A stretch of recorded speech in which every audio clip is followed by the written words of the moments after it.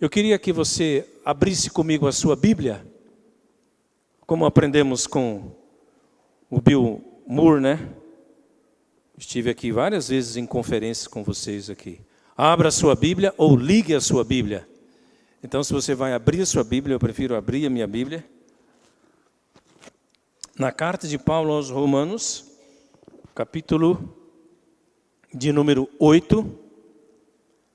Se você está sem a Bíblia, a nossa leitura e os nossos slides, eles só têm o texto bíblico, porque é que assim Deus nos dirigiu nesta noite, tá? Romanos capítulo 8, versículos 31 a 39. O que nós temos aí? Nós temos 5 perguntas que todo cristão precisa responder. Então, o próximo slide já é a primeira pergunta, e nós vamos ler. Romanos 8, 31 a 39. Que diremos, pois, à vista destas coisas? Se Deus é por nós, quem será contra nós? Aquele que não poupou o seu próprio filho, antes por todos nós o entregou, porventura não nos dará graciosamente com ele todas as coisas?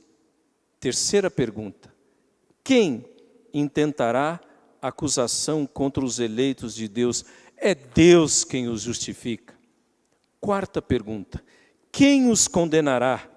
É Cristo Jesus quem morreu, ou antes quem ressuscitou, o qual está à direita e também intercede, direita de Deus e também intercede por nós. Quinta pergunta. Quem nos separará do amor de Cristo? Será a tribulação? Cantamos isso, né? Ou angústia? Ou perseguição, ou fome, ou nudez, ou perigo, ou espada. Como está escrito, por amor de ti somos entregues à morte o dia todo, fomos considerados como ovelhas para o matador. Em todas essas coisas, porém, somos mais que vencedores por meio daquele que nos amou. Porque eu estou bem certo de que nem a morte, nem a vida, nem os anjos, nem os principados, nem as potestades, nem coisas do presente, nem do porvir, nem os poderes, que seriam as potestades, nem altura, nem profundidade, nem qualquer outra criatura poderá separar-nos do amor de Deus que está em Cristo Jesus, nosso Senhor. Que Deus nos abençoe e nos ensine por meio do seu Espírito, da sua palavra, em nome de Jesus. Amém. O pastor Denis já orou, nós já falamos amém. Qual devia ser a nossa motivação quando a gente está aqui? Os 3 começam com a letra E. Exaltar a palavra de Deus e o nome de Deus, edificar a igreja e evangelizar pessoas. Isso que está no meu coração nessa noite. É um texto, como toda a carta de Paulo aos Romanos, sempre muito profundo. Mas eu queria trazer algumas coisas bem mais devocionais e práticas do que teológicas. Podemos voltar à primeira pergunta aí, Timóteo. À vista destas coisas, Romanos 8, 31.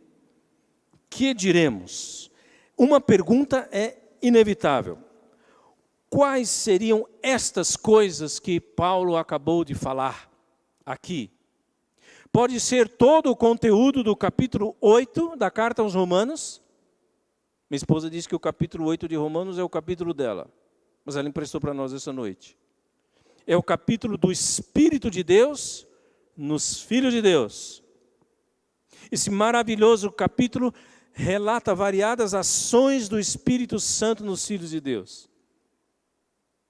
Poderíamos passar pelo menos uns 6 meses, sem exagero, estudando ele aqui. Segundo, Paulo poderia estar se referindo a estas coisas, como o famoso Romanos 8, 21. Todas as coisas cooperam para o bem daqueles que amam a Deus, daqueles que são chamados segundo o seu propósito. Mas nós não podemos nos esquecer que a Bíblia nos ensina em 1 João que nós amamos porque Deus nos amou primeiro. E terceiro, e essa é a interpretação que é preferida pela maioria dos comentaristas, e eu estou com eles, é que estas coisas se referem a essas 5 afirmações que estão aqui no capítulo 8, no versículo de número 30, que é logo o versículo anterior. Quer dar uma olhada aí? Eu não tenho no slide, tenho na Bíblia. E aos que predestinou, a esses também chamou, e aos que chamou, a esses também justificou, e aos que justificou, a esses também glorificou. Na verdade, o versículo 29, porque aos que de antemão conheceu, também os predestinou.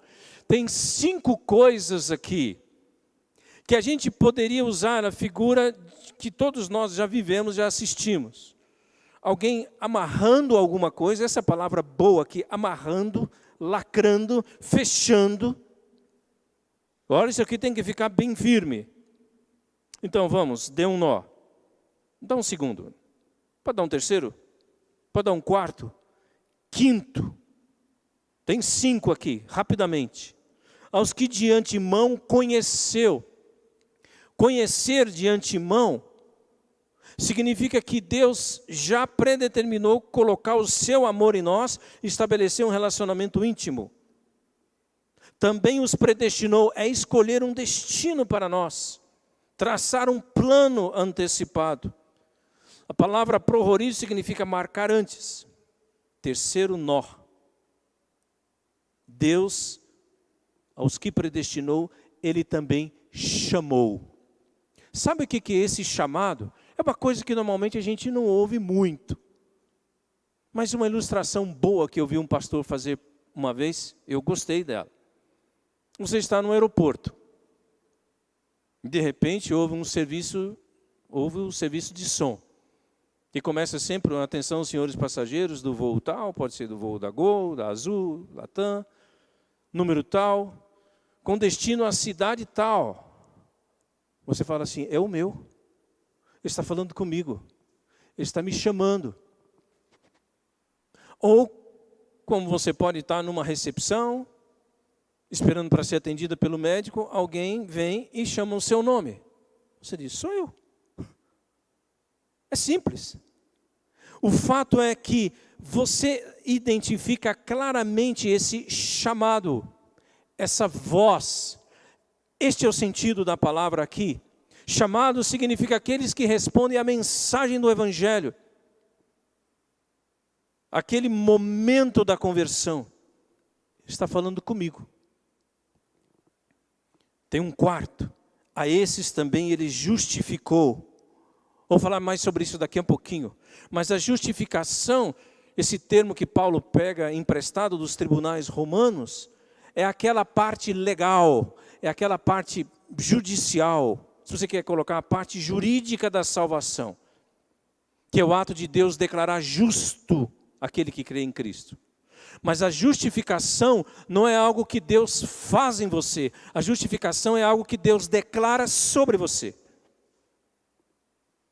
E finalmente, o quarto e último laço, nó para ficar bem fechado mesmo, inviolável, a esses também glorificou. Ele conheceu de antemão, predestinou, chamou, justificou e glorificou. O que significa isso? Há uma questão interessante aqui. Embora Paulo empregue o verbo no tempo passado, ele glorificou, mas ele está se referindo a um acontecimento futuro. Então por que ele não usou futuro? Não, ele tinha que usar o passado. Sabe por quê? Para enfatizar uma certeza. É mais ou menos como se você falasse para uma pessoa assim, vai que já está pronto. Não, mas e se não tiver? Eu estou te falando, está pronto. Não, mas se tiver acontecido algum atraso, vai que está pronto. Você tem certeza? Ele disse, absoluta. 100%, 300%. O que significa ser glorificado? É aquela visão de que você vai ficar livre de toda a presença do pecado e o seu corpo, a sua alma vão ser aperfeiçoados na presença de Deus. Agora podemos ir para Romanos 8,31, ainda nesse texto aí. À vista destas coisas, quais são as coisas? Essas 5 coisas, esses 5 nós, lacres, que o Senhor colocou. Aí sim, vem a primeira pergunta. Se Deus é por nós, quem será contra nós? Bom, se Deus é por nós, quem será contra nós? Muita gente vai ser contra nós. Os inimigos da cruz de Cristo serão contra nós. O diabo será contra nós. Muita gente vai ser contra a igreja, vocês sabem disso. Mas uma melhor tradução para esse texto, para o começo principalmente, seria assim: já que Deus é por nós, uma vez que Deus é por nós, quem será contra nós? Preste atenção. Deus é por nós. Tem uma ilustração famosa que vem da Guerra Civil Americana, também chamada de Guerra de Secessão, aquele conflito armado lá entre os estados do sul e do norte dos Estados Unidos. Começou em 12 de abril de 1861 e teve um fim em 22 de junho de 65. Demorou. Então, como a gente assiste nos filmes, várias guerras, você tem um exército de cá, aí tem uma parte aberta num campo, e tem um outro exército de lá, esperando o momento para o conflito. E dizem que num dos momentos de cá, um capitão pergunta ao general: general, eu estou pensando se Deus está do nosso lado. E o general responde: eu não estou tão preocupado, capitão, será que Deus está do nosso lado? Eu estou mais preocupado em saber se nós estamos do lado de Deus. Porque se Deus for por nós, quem será contra nós? Um exercício interessante, quando você olha para a vida de Davi, são as várias expressões que você encontra principalmente nos livros de Samuel e livros das crônicas, quando o versículo diz assim: e Davi consultou ao Senhor, e Davi consultou ao Senhor, e Davi consultou ao Senhor. Por quê? Porque ele sabia, embora fosse experiente, que se Deus dissesse para ele: vá, como diz o cântico, não cantamos hoje, mas que cantamos, a vitória do Senhor é certa, aleluia. Com o sopro de sua boca sim destruirá. Se ele disser vai, é porque a vitória é certa. Essa é a primeira pergunta. Se Deus é por nós, uma vez que Ele é por nós, quem vai ser contra nós? No sentido de nos vencer. Segunda pergunta, é só continuar olhando o texto, o versículo de número 32. Paulo pergunta assim. Primeiro é como se fosse não, é uma afirmação, uma espécie de um argumento. Paulo está dizendo assim para esses irmãos romanos: pensem comigo, aquele Deus Pai, que não poupou o seu próprio filho, e aí o pastor falando já no segundo domingo consecutivo, Gênesis 22, Abraão poupando o filho. Se Deus não poupou o filho, antes por todos nós o entregou, deixou ele morrer por nós. Se ele fez isso, será que ele não nos dará graciosamente com ele todas as coisas? Deixa eu abrir um parêntese bem rápido aqui. E o que eu estou falando aqui, eu falo em todo lugar onde eu prego. Se eu não vou ter liberdade, então eu não posso pregar. Esse é um dos textos preferido pelos pregadores da teologia da prosperidade. E ler sobre isso, principalmente naqueles contextos lamentáveis, não vou gastar meu tempo com isso, não gasto tempo com isso no púlpito nem em sala de aula, quando alguns líderes querem, literalmente, eu escrevi aqui, eu falei, esse é o melhor verbo, arrancar dinheiro das pessoas. Mas o que Paulo está dizendo aqui? Não tem nada a ver com dinheiro e nem com oferta. O que ele está dizendo aqui? O contexto aqui é da cruz.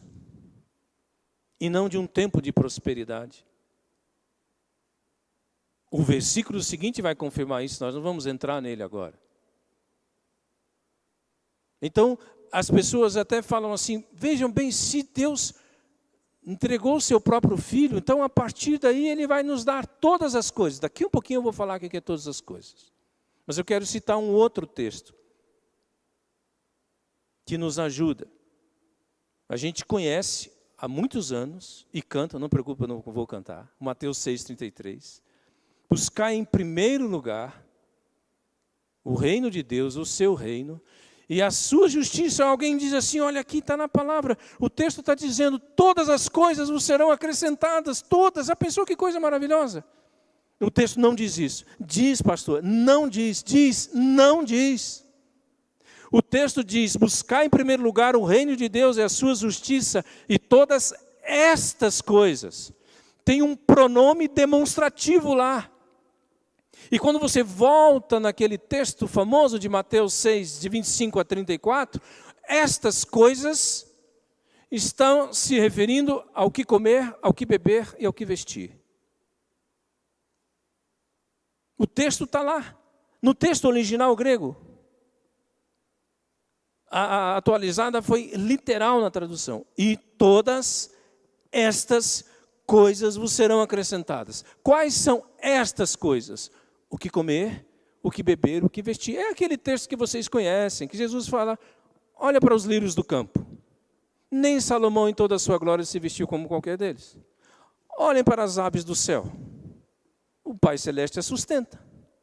Vocês valem muito mais do que elas.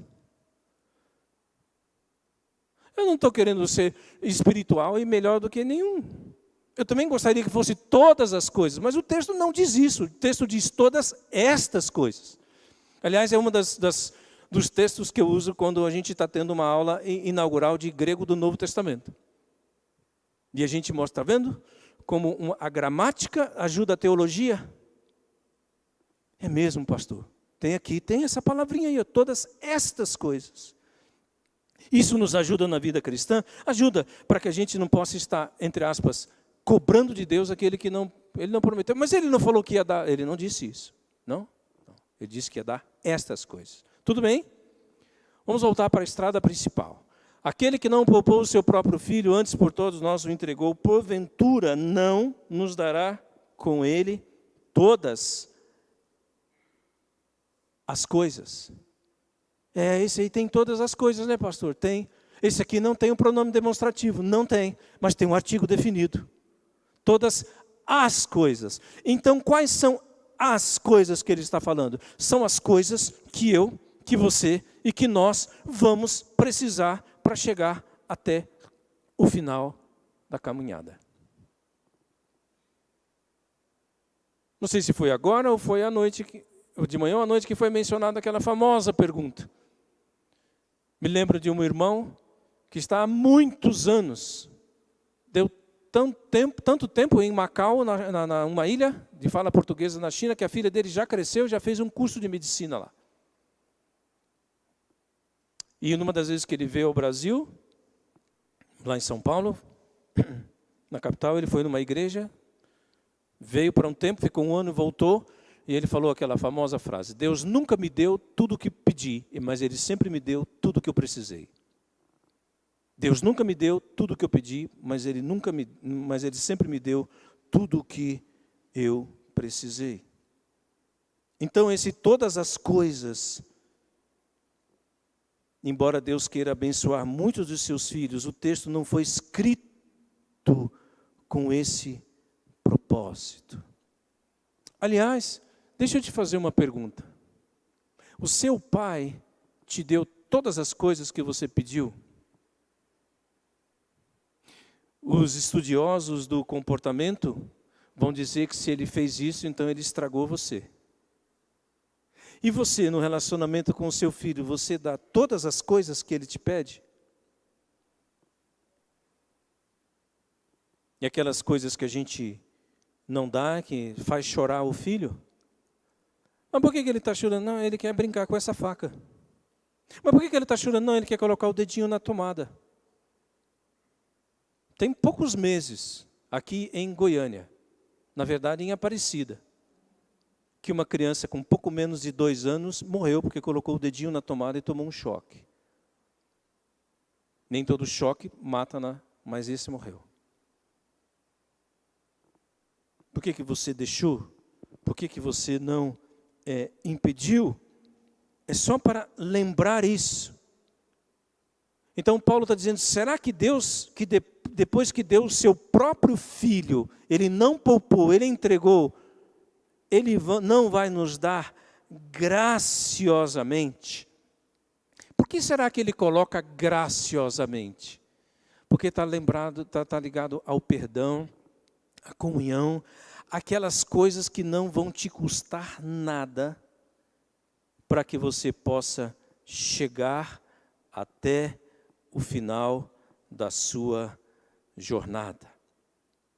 A cruz é a garantia que Deus dará graciosamente tudo o que você, eu e nós necessitamos para termos plena paz e comunhão com Ele. Amém?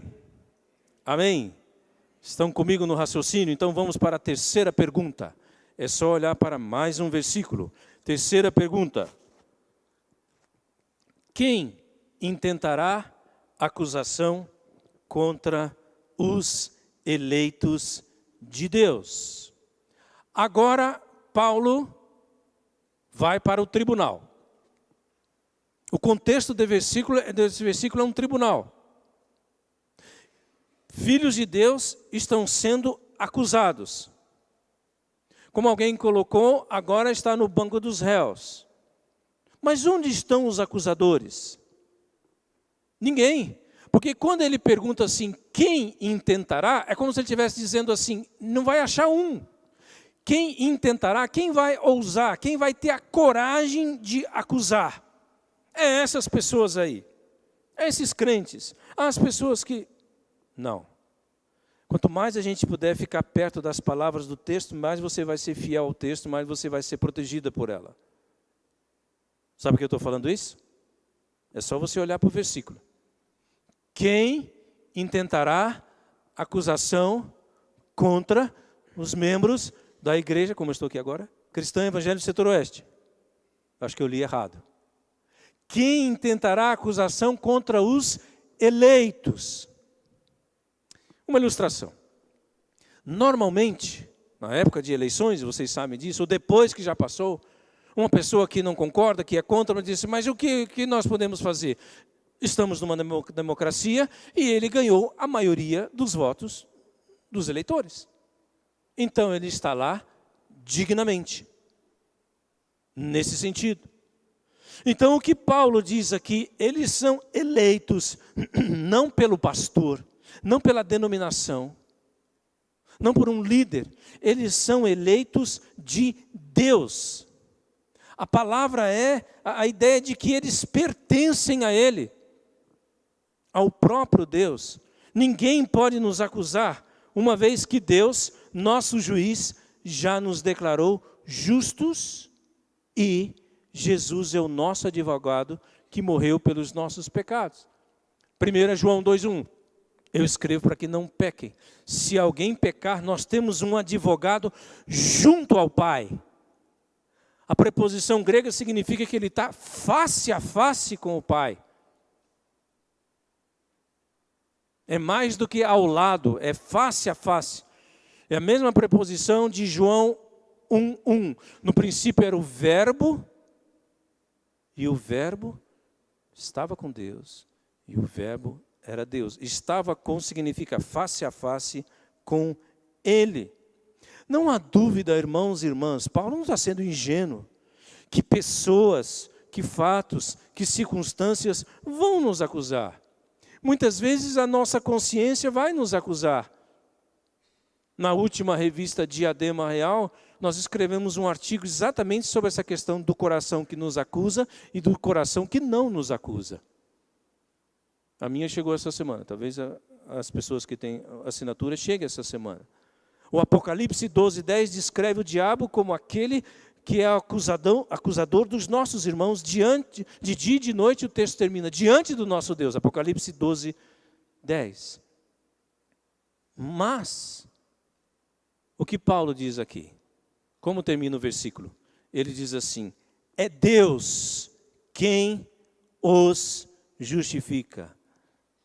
Que coisa, hein? Preste atenção nisso. Talvez você não tenha problema com isso.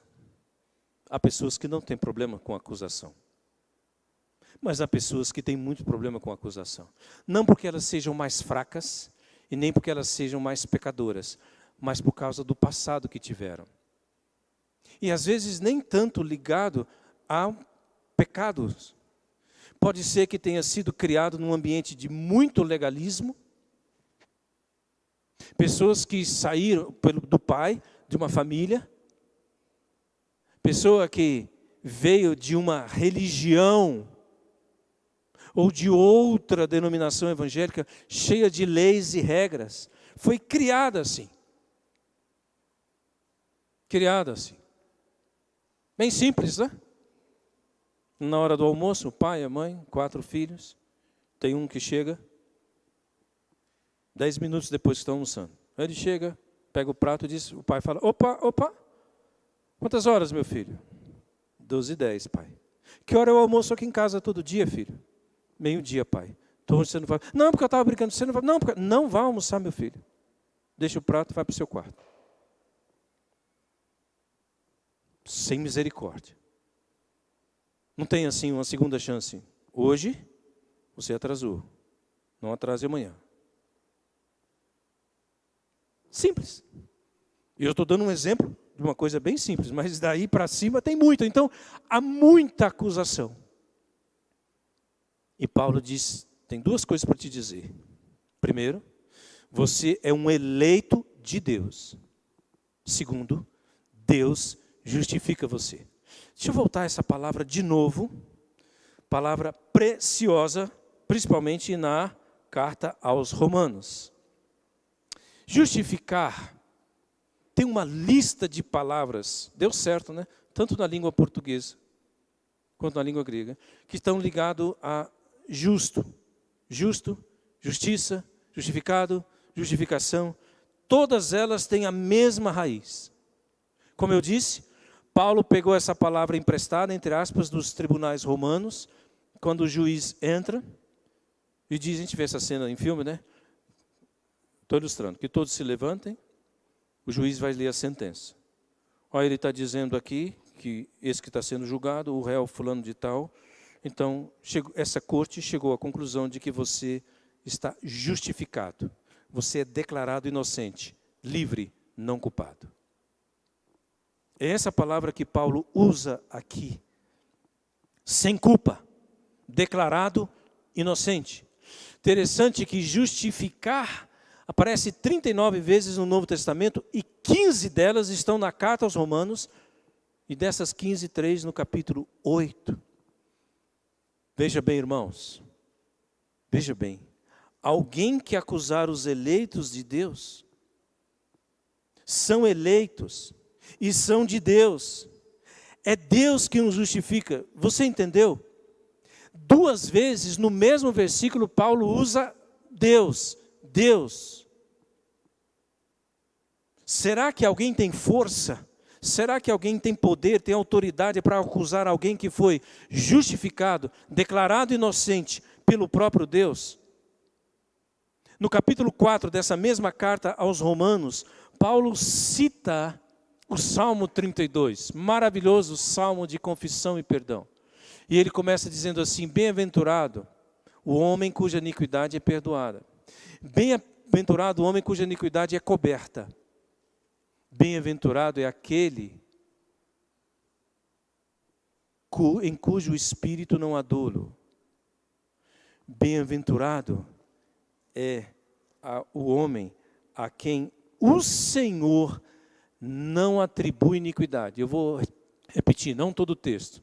Em Romanos 4, versículos 7 e 8, Paulo está citando o Salmo 32, versículos 1 e 2. Vamos lá. Você entendeu? Paulo diz assim, felizes aquele homem, aquela mulher, aquela pessoa, em que o Senhor não atribui iniquidade. Quem falou que você está perdoado? Deus. Quem falou que você está justificado? Deus. Quem falou que você está inculpável? Deus. Você é maior do que ele? Você vai discutir com ele? Olha onde ele vai. Quem pode acusar com êxito alguém que Deus declarou justo por causa do sangue do seu Filho derramado na cruz? Quem? Sabe aquela questão de estar num lugar acompanhado de uma autoridade? Você está aqui com quem? Com fulano. Ah, então pode entrar. Você está aqui por ordem de quem? Do fulano. Então pode entrar. É isso que Paulo está dizendo. É Deus quem o justifica. Salmo 32, 2, citado em Romanos 4, 8. Feliz é aquele homem, aquela mulher, a quem o Senhor jamais imputará pecado. Amém? Vamos para a quarta pergunta? Quarta pergunta. Quem os condenará? Parece que Paulo ainda não saiu do tribunal. Interessante, né? Essa ligação com o direito, Roma, o latim, que coisa, né? Histórico. Quem os condenará? Aí ele diz, quem é que vai dizer que essa pessoa está carregada de culpa? O sentido do verbo condenar. Quem vai dizer que essa pessoa tem que ser castigada? É digna de punição. Tem que ter uma forma de tratamento para que possa servir de exemplo para os outros. Será que alguém pode condenar os eleitos? E aí, vocês já sabem a resposta a essa pergunta. Quem os condenará? Ninguém. Por 4 motivos. Todos ligados à pessoa de Cristo. É só seguir o versículo. Primeiro, Jesus morreu. Segundo, Jesus ressuscitou. Terceiro, ele está à direita de Deus. Direita é lugar de honra. E quarto, ele intercede por nós. Irmão, se fosse uma vasilha, é como se a gente estivesse falando assim, olha, já está derramando, já está derramando, já está derramando. As respostas que Paulo dá a essas perguntas, claro, inspirado pelo Espírito Santo, são impressionantes. Então ele está dizendo, vamos fechar? 1, 2, 3, 4. É uma construção. O que são esses 4? Cristo morreu, ele ressuscitou, ele está à direita de Deus e ele intercede por nós.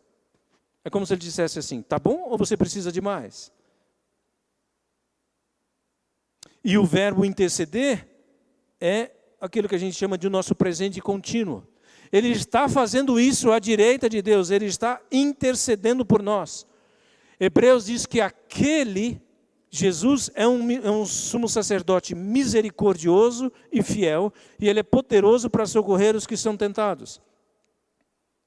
Vocês conhecem bem o texto? Não temos um sumo sacerdote que não possa compadecer-se das nossas fraquezas.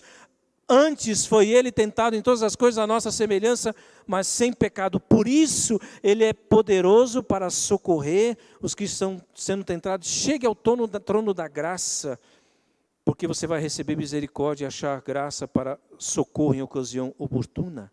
Se Cristo, a quem foi confiado todo o julgamento, é chamado de juiz de vivos e mortos, não julga o réu, mas intercede por ele, então quem é que vai condenar? Quem é que vai condenar? A resposta é ninguém. E finalmente, a quinta pergunta, Paulo continua dizendo. Agora, alguém disse que, Paulo, agora você foi longe. Você foi alto. Não, você foi largo. Não, você foi profundo. Efésios.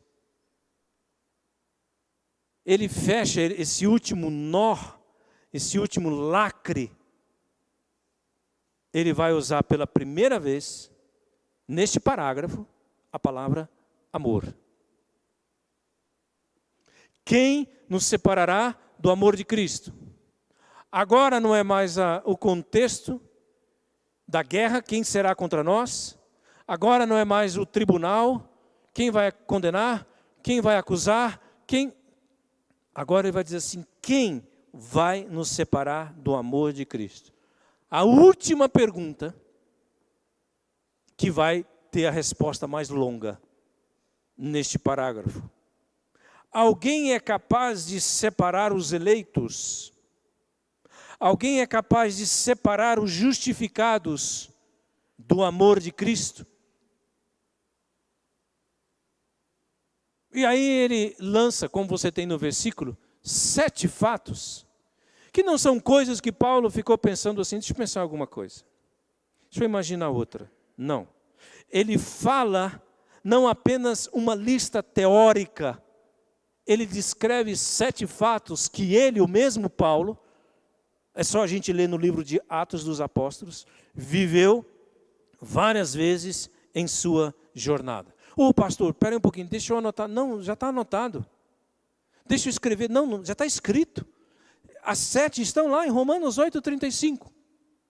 Tribulação, angústia, perseguição, fome, nudez, perigo, espada. Eu não posso gastar tempo em todas elas aqui, mas algumas eu preciso dar destaque. Primeiro, ele diz assim, será a tribulação? A palavra tríplices é interessante. Se você depois fazer a sua pesquisa, não agora, quando chegar em casa, e digite lá no Mr. Google ou no Dr. Google a palavra tribulum. Não é tribo não, é tribulum, L-U-M de Maria. E você vai aprender que o tribulum era uma espécie de um compressor, uma espécie de uma tábua assim, era um descascador de cereais. Ou ela era cravejada de pedras ou de pregos, era um instrumento debulhador. A pessoa colocava assim, no chão, e amarrava um animal, um boi, um jumento, e às vezes a própria pessoa em cima. O que ela fazia? Ela passava o tribulum, cheio de pregos e pedras, em cima dos cereais. Para quê? Ele separava a palha dos grãos. Uma coisa que a gente usa, embora não seja para separar a palha de grãos, mas é mais para limpeza, é o famoso rastelo, que vocês conhecem. Daqueles tipo de dentes assim, que a pessoa vai passando, não é um rodo, não é uma vassoura, é um rastelo. Mas o tribulum é mais do que isso. Eu não estou inventando, tem a ver. E alguém até colocou uma coisa muito interessante. Diz, da mesma forma, a tribulação passa na nossa vida e Deus vai separando a palha do grão. Não sei se foi domingo passado, no outro domingo, o pastor Roberto pegou no Salmo 1. E é um salmo que faz a diferença entre o justo, que é uma árvore plantada junto à corrente de águas, e o ímpio é uma palha que o vento dispersa. O tribulum faz isso. Ele só separa. Será angústia. A palavra foi usada para falar assim de uma pessoa que está num lugar assim bem apertado, de um tubo, de uma tubulação estreita. Aquela angústia te dá uma aflição.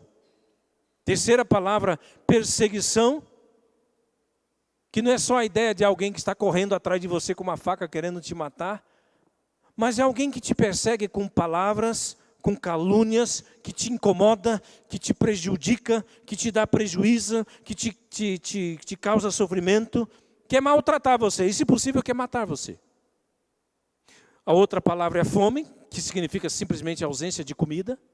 Nudez, que te expõe ao frio, às vezes à vergonha e à humilhação. Perigo, que simplesmente se refere àquelas circunstâncias perigosas e ameaçadoras. E a espada, tem 2 palavras gregas para espada. Uma espada grandona, que era a espada de Golias, e uma espada menor, que fala da possibilidade de ver a morte bem de perto.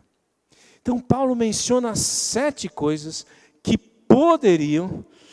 teriam potencial para nos separar do amor de Cristo. Aí, o próximo slide, o próximo versículo, o que ele diz? Como está escrito, por amor de ti, ele está citando o Salmo 44, verso 22, nós somos entregues à morte o dia todo. Fomos considerados como ovelhas para o matadouro. Isso nos lembra 1 Coríntios 15, 31, de Paulo, diz assim, dia após dia eu morro. Dia após dia eu morro. Não há dúvida, irmãos e irmãs, que devido à nossa identificação com o Senhor, nós somos entregues à morte o dia todo. Agora, a coisa surpreendente é que, em vez de nos separar do amor de Cristo, essas coisas nos aproximam dele. Nos aproximam dele. A Bíblia não diz, mas um texto, chamado de uma fonte extra-bíblica, diz que quando o profeta João Batista estava próximo de ser decapitado, lembra lá? A mulher que dançou pediu a cabeça no prato. E ele teria dito para o seu carrasco, o seu algoz, essa tua espada, você tem um instrumento de morte, pode ser grande e afiado tanto que for. Na verdade, ela pode atravessar o meu corpo, mas ela nunca vai tocar a minha alma. Nunca. E aí, no próximo versículo, Paulo usa uma expressão interessante. Ele diz aí, em todas estas coisas. Quais são estas coisas? Agora é diferente. Tribulação, angústia, perseguição, fome, nudez, perigo, espada. Em todas essas coisas, nós somos mais do que vencedores por meio daquele que nos amou. Os estudiosos dizem que Paulo inventou uma palavra.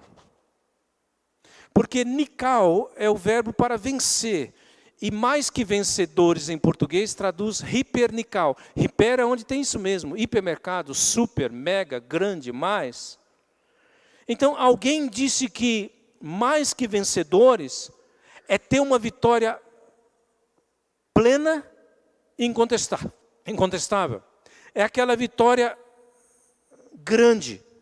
Talvez numa corrida de Fórmula 1 seria aquele que vence de ponta a ponta.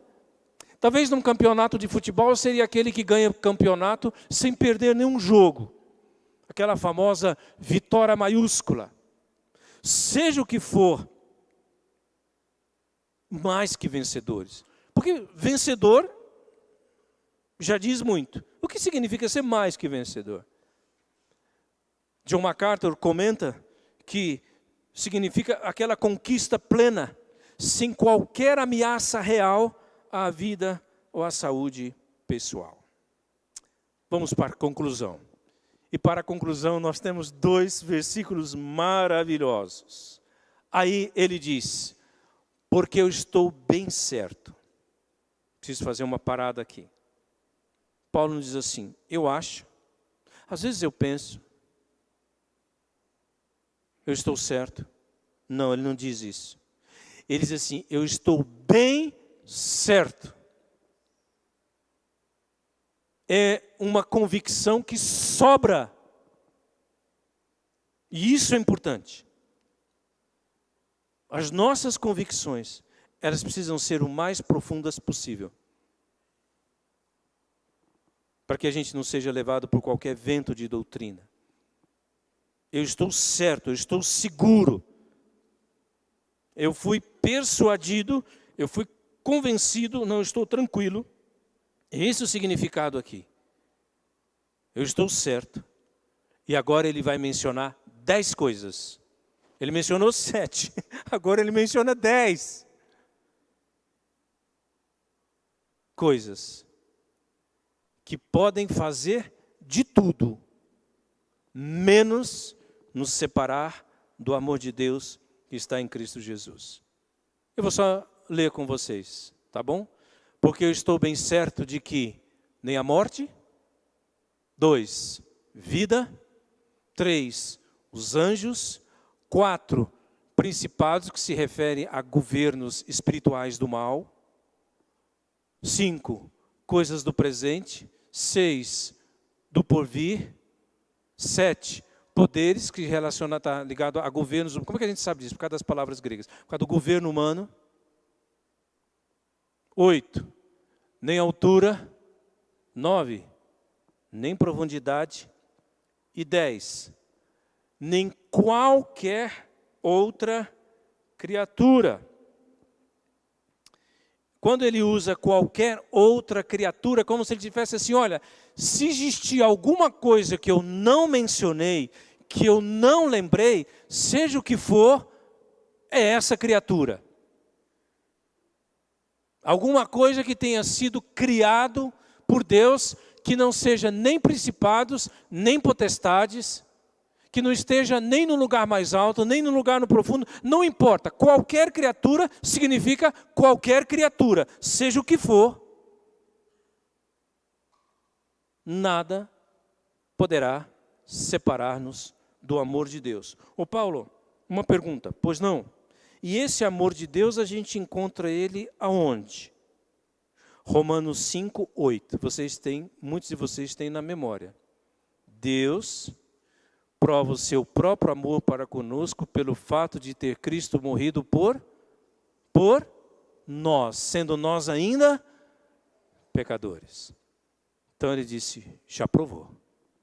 Esse amor de Deus está em Cristo Jesus. Meus irmãos, além das coisas que o Espírito Santo já falou ao seu coração enquanto você ouvia a palavra, queria fazer algumas aplicações breves.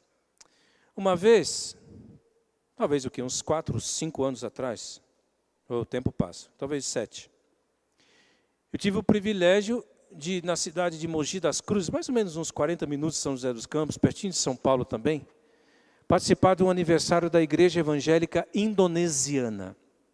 O pastor Suadi Adivardana, foi nosso aluno lá no CETEVAB. É bem provável que o pastor Roberto ainda tenha dado aula para ele lá em São José dos Campos. Um homem muito simpático. Um grupo de indonesianos, lá tem uma igreja chinesa e tem uma igreja indonesiana também. E ele foi nosso aluno no CETEVAP, era um domingo de manhã. E eu achei interessante, não estou dizendo que tem que fazer isso, eu mesmo fazia isso nos meus pastorados. Mas quando ele ia mencionar alguma pessoa que se converteu, ou que chegou para a igreja conversão, ele dizia assim, o fulano que foi alcançado com o amor de Deus, e a fulana que foi alcançado com o amor de Deus. Ele sempre usava essa expressão, amor de Deus, o amor de Deus. Os filhos precisam fazer com que os pais precisam fazer com que seus filhos se sintam amados. E eu fiz isso com minha filha, sem exagero, antes dela nascer. Eu te amo mais que o mundo inteiro pode amar, minha filha. Não porque só tem a Juliana, de 29 anos. E há muitos anos, nem todas as vezes, mas a maioria das vezes, dependendo da correria, às vezes, né?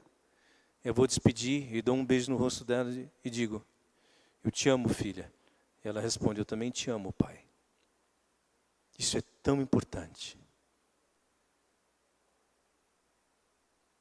No último culto do dia 31 de dezembro que eu preguei, eu falei, eu só tenho uma pergunta, baseado em Jeremias. Você realmente se sente amado por Deus? Porque o texto diz lá, com amor eterno te amei, por isso com benignidade eu te atraí. Você realmente se sente amado por Deus? Para você não achar que eu estou falando apenas de uma coisa teórica, eu gostaria de lembrar o que alguns conhecem. E senti que deveria compartilhar isso com vocês rapidamente. 7 anos atrás, especificamente o ano de 2012, foi um ano bastante diferente para mim, na área da saúde. No dia 30 de abril de 2012, eu estava lá ainda morando em São José dos Campos, e comendo pizza na casa de um casal, diácono, amigo. Mais ou menos 15 para as 10 da noite, não senti mal, não fiquei tonto, não desmaiei, fiquei quieto. Mas eu tive um AVC, um leve AVC, um acidente vascular cerebral. Eu pedi a fala nas 4 primeiras horas. Depois o neurologista falou que ele foi pertinho da região da fala e da memória. Mais ou menos uns 20 a 30 dias depois, um neurologista querendo fazer uma pesquisa refinada para tentar descobrir a causa desse acidente vascular cerebral, embora 30% não se descubra. E a única alteração que deu naqueles 25 tipos de exame de sangue foi a taxa de PSA da próstata bem elevada. Eu tinha 46 anos. Quando eu levei para o médico, ele já falou que eu estava com 30 a 40% de estar com câncer na próstata. Resumindo, tinha 33% de tumor maligno lá. Foi a primeira vez que eu ouvi a expressão subclínica, não tinha nenhum sinal que pudesse indicar isso. Eu vim para Goiânia e fui operado no dia 22 de setembro de 2012. O pastor Roberto me lembrou que essa foi uma das igrejas que orou por mim. E o lado bom é que ele estava concentrado lá, esse tumor maligno. Não tinha metástase e câncer em nenhum outro lugar do corpo. Eu nunca tive que fazer quimioterapia nem radioterapia. Fiz acompanhamento com um oncologista, tudo direitinho.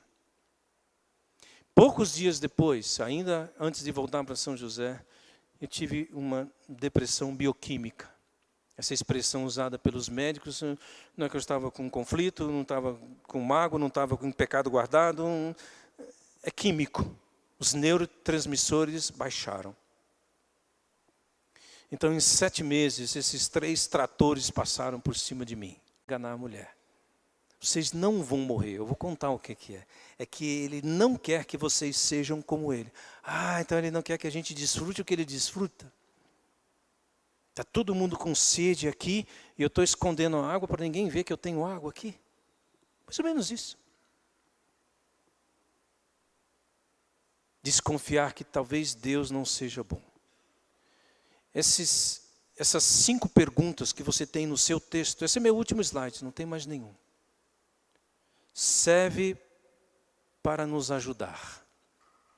Eu fico pensando, a carta aos Romanos, escrita na década de 60 do primeiro século, quanto esse texto ajudou pessoas como uma tábua de salvação. Que diferença esse texto deve ter feito na vida daquela igreja e de tantas outras igrejas. Porque ela sobra convicção. São 5 perguntas que todo cristão precisa responder. E Paulo conclui assim: eu estou muito seguro. E não é teoria. Vocês sabem o que eu já passei, vocês sabem o que eu já vivi. Nada pode nos separar do amor de Deus.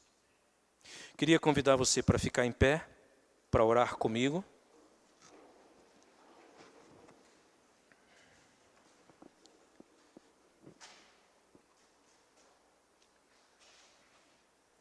Uma das coisas que para mim é um presente de Deus estar aqui com vocês, congregando nesse tempo, não sei quanto vai ser esse tempinho,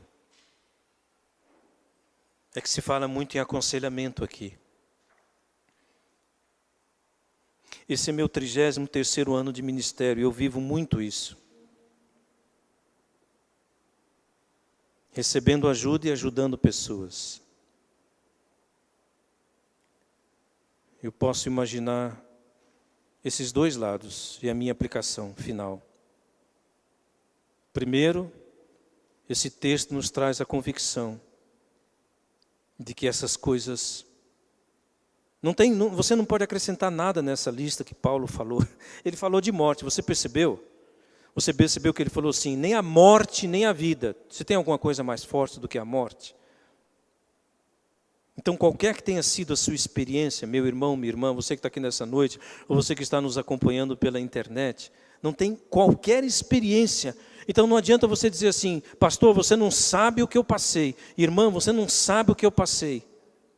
Qualquer coisa que você tenha passado, nunca será um sofrimento maior do que o de Cristo. Amém? Nada. Então esse é o primeiro ponto. Não pode te separar do amor de Deus. Segundo, da mesma forma como essa carta, essas palavras de Paulo foram um bálsamo, um socorro, uma tábua de salvação para pessoas que estavam em momento de desespero. Então permita que o Espírito Santo use a sua vida para trazer esperança para outras vidas. faça isso. Eu sei o que eu estou dizendo.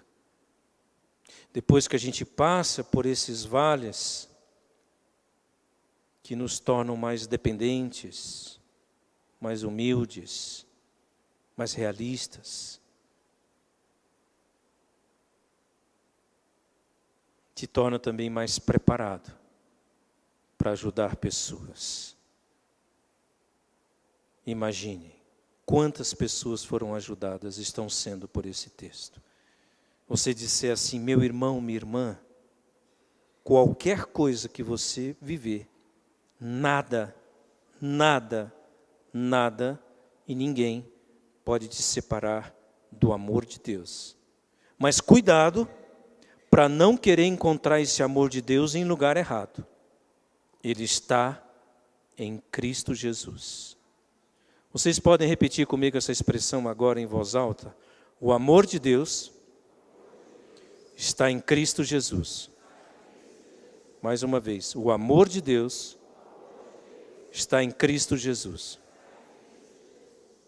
Romanos 8:39. Senhor, àquele que está assentado no trono e ao Cordeiro, seja o louvor, a honra, a glória, o domínio e o poder pelos séculos dos séculos. Ele é digno, o Cordeiro de Deus é digno, ele se humilhou, ele se esvaziou, ele foi obediente até a morte e morte de cruz. Quantas vezes nesse texto Paulo falou Deus? Quantas vezes nesse texto ele se referiu a Cristo e à cruz de Cristo? Nele encontramos o amor de Deus. Usa a nossa vida para levar esse amor de Deus a tantos quantos o Senhor tem chamado, escolhido, amado, predestinado para o louvor da tua glória. Continua abençoando essa igreja, o ministério do pastor Roberto, pastor Denis, os outros pastores e líderes, para que muitas pessoas nesse bairro, nessa cidade e até de outros lugares conheçam aqui, experimentem aqui o amor de Deus que está em Cristo Jesus, nosso Senhor. Amém e amém.